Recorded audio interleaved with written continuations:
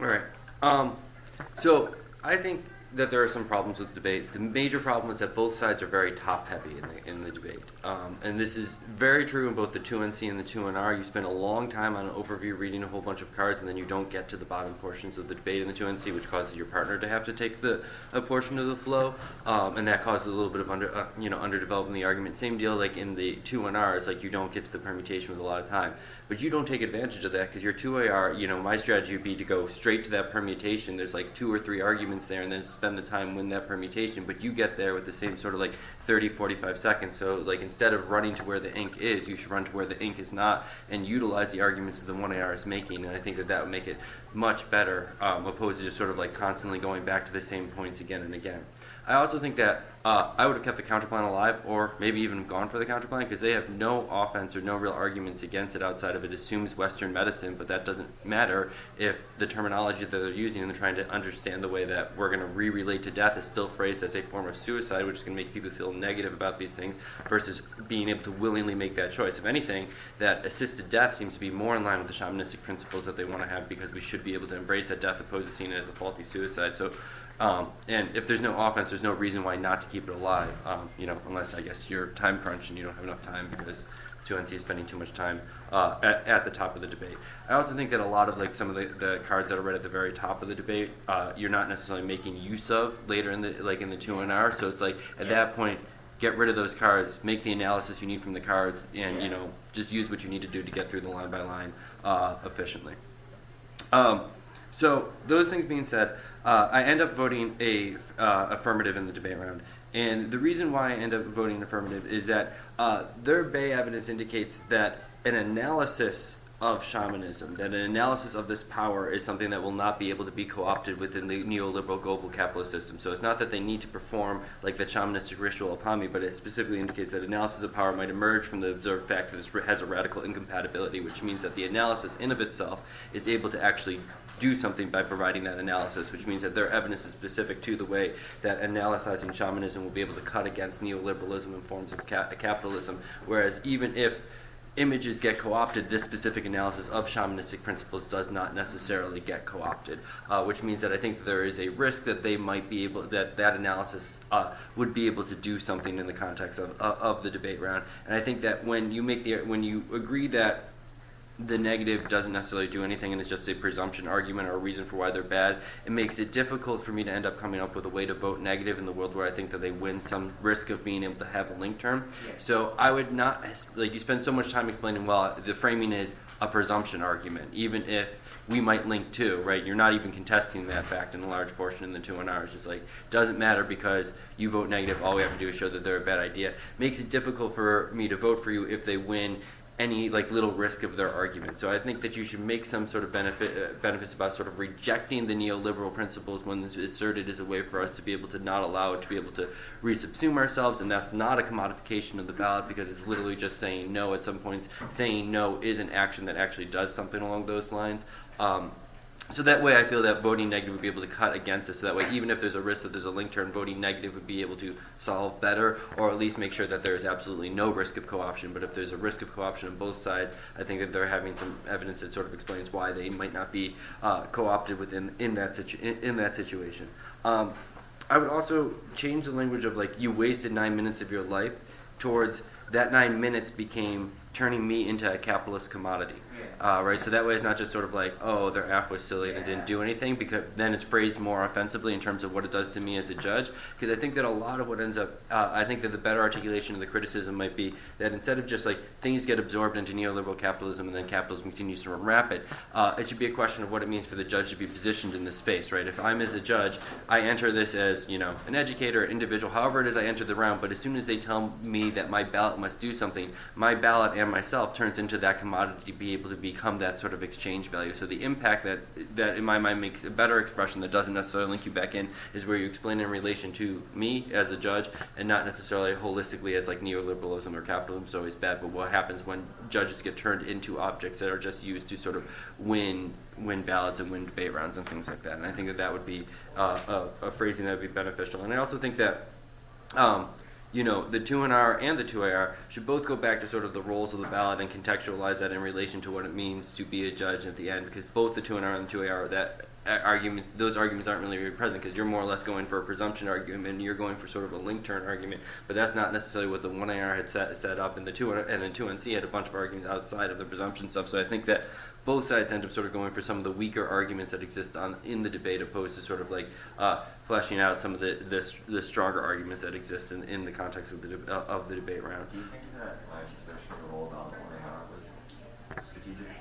I think it was strategic. I mean, like, is right. You just vote for, with something like vote for the team that does a better job arguing or something like that, right?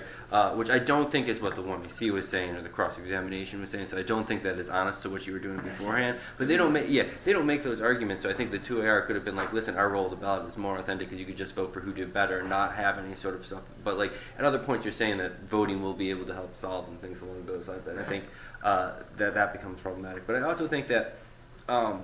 The 2AC strategy is not very, very good.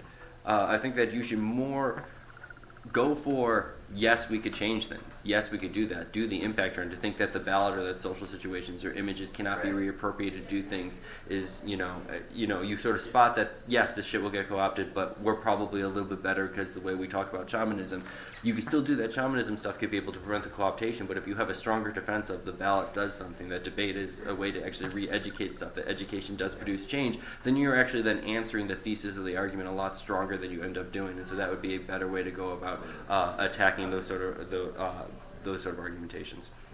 I do think that the 2NC does a really good job at pointing out all of the linked portions of where the cross-examination and the 1AC and 2AC and those sort of things end up linking to it. And I think that there could be a better discussion about what it means if they link on some levels but have a link turn on other levels, like establish sort of a link differential.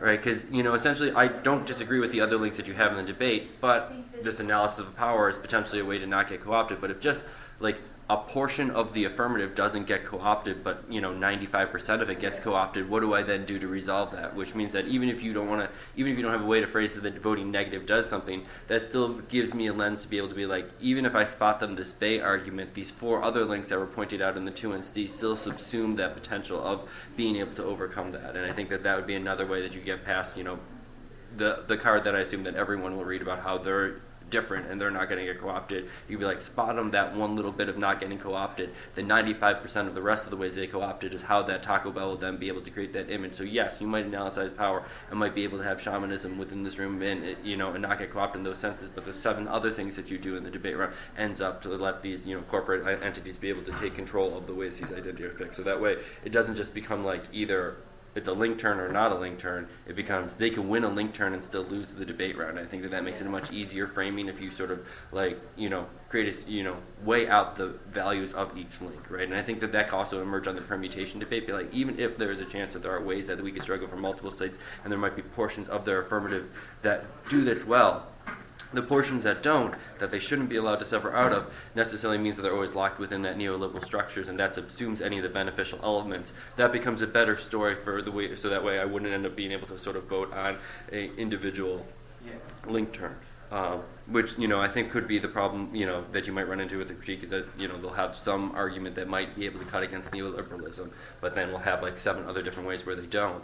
And so if you run into that problem, I think that's the way to get out of it. Just sort of create a differential about a single link. Is something that once capitalism gets their foot in the door, then it's all over from there.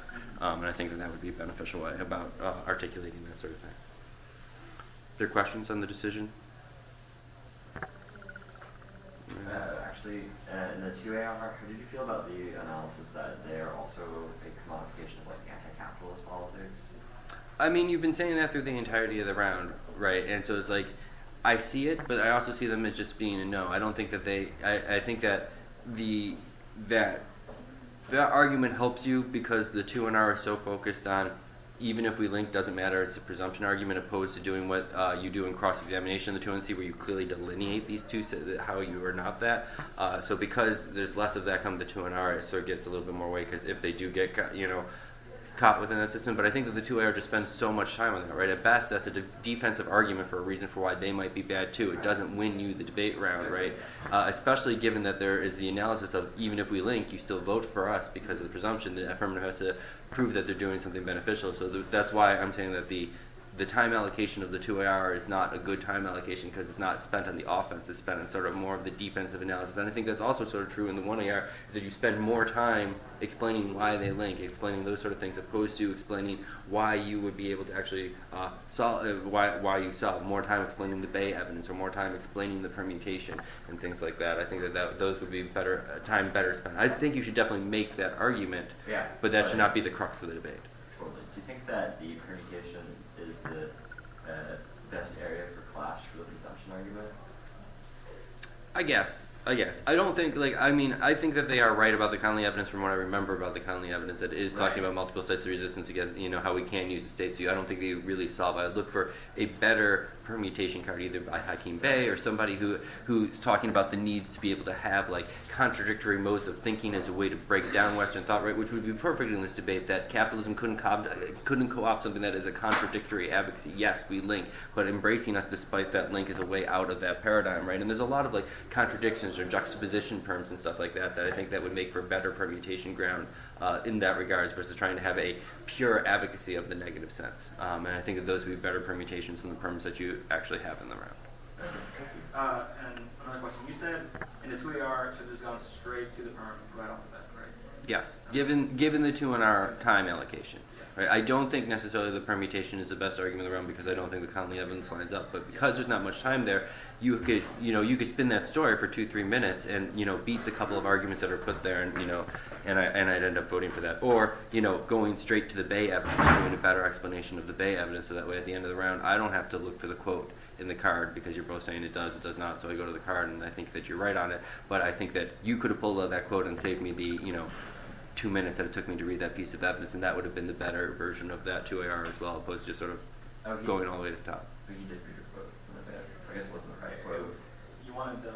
I think he was looking for just simply the analysis. Okay. Yeah, analysis. Quoting. I didn't get the quote that I ended up liking, which is sort of at the bottom of the Bay card, where it's analysis of power might emerge from the observed. That's because that's the part that's because the top part is all about shamanism confronts and it cuts against it. But I sort of think that they're right. You're not performing some sort of shamanistic ritual on me. Right. But the part of the card also indicates that the analysis of power is of this power between shamanism and whatnot will be able to provide a way out, which is what you're doing, and is also what you say in the flows, that we are doing this analysis that's important and things like that. But it's not necessarily there when you're doing the Bay evidence. You're not pulling out the strongest portions of it.